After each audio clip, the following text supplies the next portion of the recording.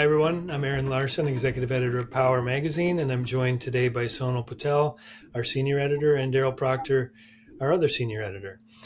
And we're going to talk a little bit about gas, natural gas, and what's happening in the power generation industry today and looking forward. Daryl, you've got some keen insights. You've done a lot of reporting around natural gas. It's part of your background, and I let you start out by just kind of sharing what insights you know from the industry. Well, I think one of the first things, and I wrote about this several weeks ago, there's a couple hundred plants on the drawing board, natural gas-fired power plants on the drawing board across the U.S. A big part of this is because we have obviously an abundance of natural gas. We've led the world in production for, going on 5 or 6 years, 7 years at this point. And in a lot of these areas of the major shale plays, particularly in the Midwest with the Marcellus and the Utica shales, we're seeing a lot of new gas plants, Pennsylvania, Ohio, West Virginia, that area.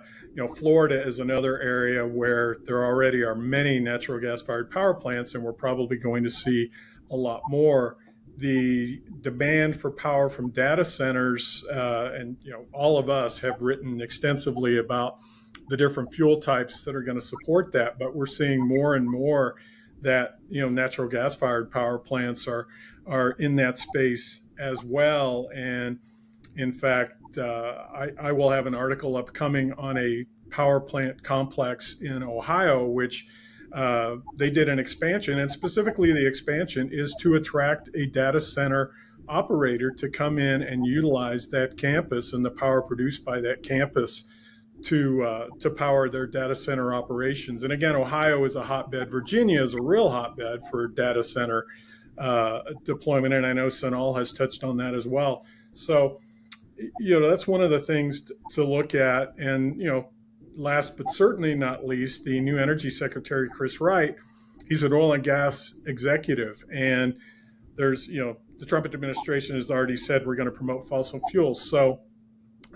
expect a lot of support for natural gas in particular as we move forward here, which, I only see really, I've characterized it as boom times for natural gas. And I think it's been that way now for a while, but I think it's only going to get better for the gas space. If I could just pivot the conversation a little bit, the problem that a lot of us are facing are that we don't specifically have the equipment. The demand is there. But I think what we're hearing from industry for right now is that we are looking at a supply chain constraint, and that could impact gas plant operations. So, for example, and this is something that we took away from the NextEra call, the earnings call recently, last in January. And one of the things that have been pointed out are that gas turbine and infrastructure maintenance could face delays because of supply chain disruptions. And then, of course, in order to build all of these new gas plants, we're going to need to have infrastructure. And that permitting and building is always been a bottleneck.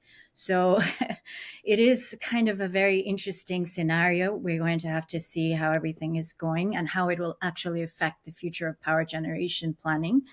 In terms of non-traditional players, I think that there's still a lot of potential, but we are looking, a lot of the investments that we are looking at are being driven by the utilities themselves. So I think a lot of interest that's coming in from the oil and gas sector has to do with CCUS and hydrogen co-firing and other aspects of the gas supply itself.